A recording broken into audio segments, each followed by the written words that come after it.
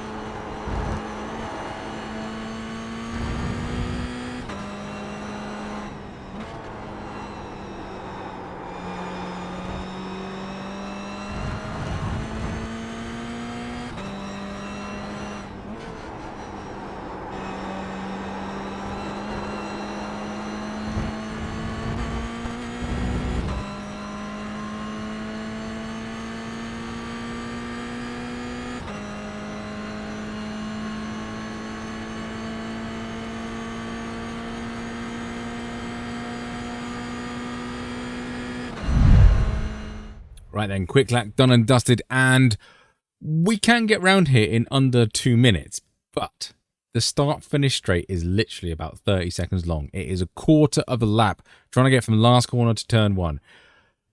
Have some water, have some drink. It's going to take a while to get down there. But anyway, rules tab. Always read the rules tab because it tells you where the off tracks are. So this will really help maximizing those track limits, which we can do in this thing because this track does have yellow sausage curbs everywhere, but the GR86 takes them quite well. Well, some of them. Some of them will tell you to avoid. Other ones, smash right over them. Info for you, we are using the fixed iRacing setup, and we're track temp of 85 Fahrenheit. Moderate usage of 44% is what I always use for these guides. Now, the laps that I'm going to show you. Now, I did set a 58993 here and also behind my head, which if I get rid of like that, you can see right there. Now, the problem with that is that's on low fuel, and I kind of don't like doing that because it's more of a qualifying lap, which you can't do on a fixed setup. But anyway, so the lap I'm actually going to show you is lap 16. It's a 59108.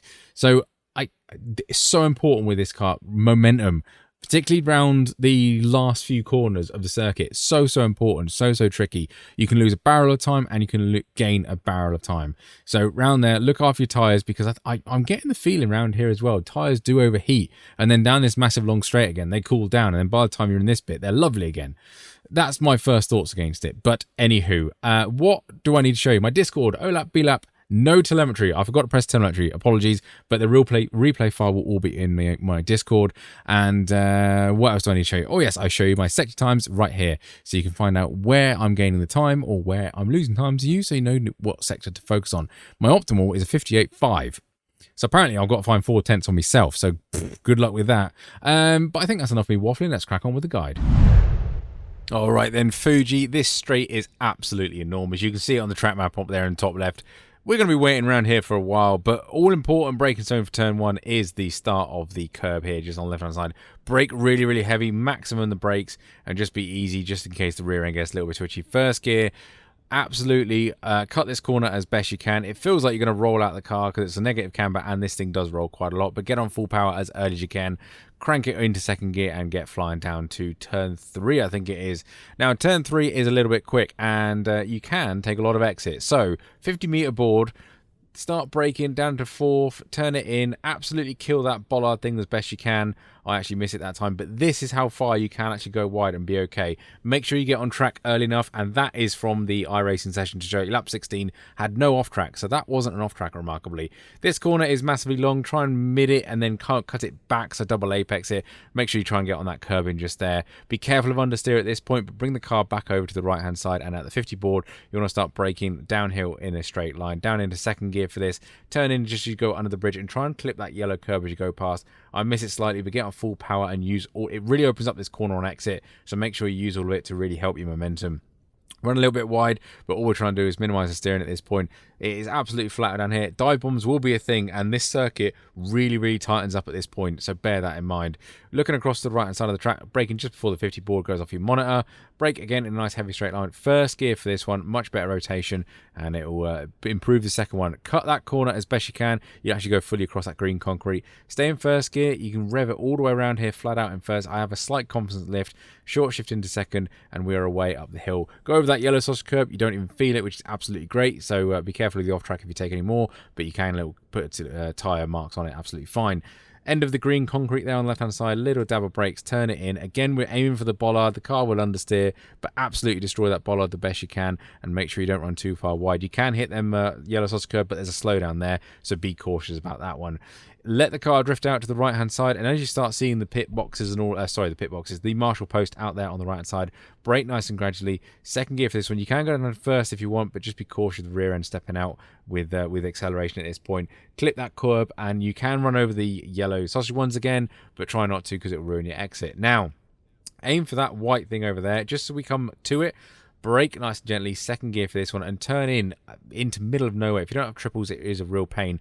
Avoid that sausage curb. It will tip you up on two wheels and ruin your exit, but you can, as mentioned here, cut them ones quite nicely. I did that in an F3 when this track came out, and it ruined my F3, but this car is built a bit stronger, so we can actually get away with it. And that is us done and dusted, and we've got to wait for a year now to get to the start finish line, let alone the first corner. It is a long way down here, so slipstream after that might be a thing. I didn't test the slipstream around here, but bear in mind we had a little bit of a slipstream at the last track. I'd imagine this is going to be a little bit stronger. Daytona, when we did the Raw before 24, slipstream wasn't amazing, but it did put you in contention of an overtake, so bear that in mind for round here. Otherwise, if this did help you out, don't forget to like and subscribe. We love your YouTube stuff, and otherwise I will catch you on the next one.